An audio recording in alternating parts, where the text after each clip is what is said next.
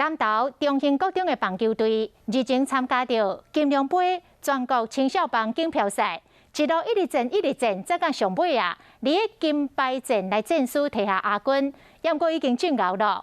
南投县的副县长专工到学校，甲选手来表扬，搁来致敬着加菜金、甲设备的补助金，鼓励选手继续来加油。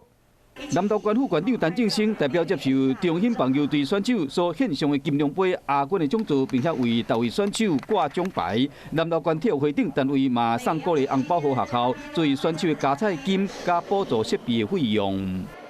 在圣节管道里面，特别着重在体育的因类了。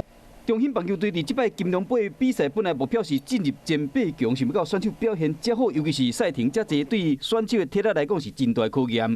会使拍到冠军战，选手的表现和教练感觉真骄傲。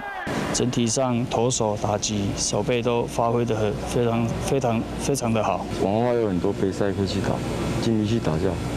这次大家都很努力，然后大家拼劲都很好。其实虽然有落后，大家都不会放弃。